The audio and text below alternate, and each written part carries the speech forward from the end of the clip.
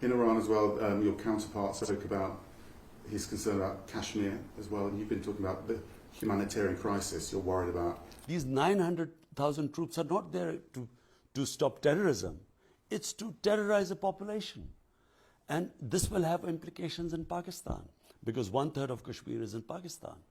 So that's why we wanted the United Nations to act. Now people of Kashmir want that right given to them by the United Nations, the right of self-determination. Do you want talks with them over the issue? We tried 1 year to have talks with India for 1 year until 5th August when they annexed Kashmir. Again, violating international law, the United Nations resolution, a bilateral agreement, similar agreement with Pakistan, India, all this was violated. What is the point of talking now?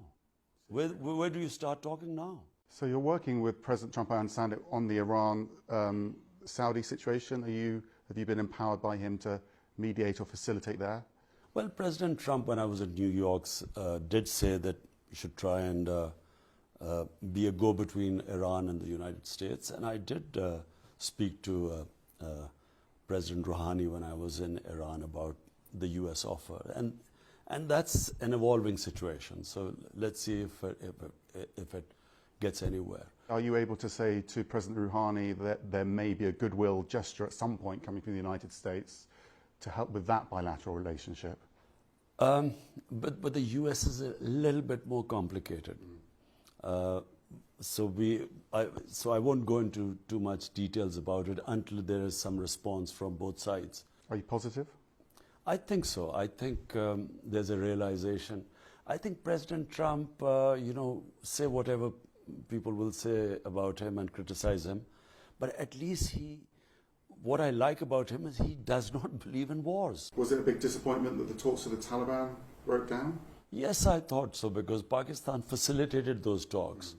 And we were very happy that at one point a deal was about to be signed between the US and the Taliban, and suddenly, we didn't know anything about it. They suddenly out of the blue, the deal was scrapped. But I believe we are again getting very close. And I think within maybe 2 weeks, there will be some good news. And when you talk about the progress between the US and the Taliban, and possibly something coming in a couple of weeks, can you give us any indication about where that might be heading? Well, first, you see, the problem is the reason why the deal, suddenly out of the blue, the deal went up in the air was because the US and Taliban are talking, and yet they're fighting at the same time. That's always fraught with problems, that sort of situation, where you're fighting and talking. I think the first step must be that the hostilities should come down, the temperatures must come down, and then deal and a ceasefire. This is the way to go.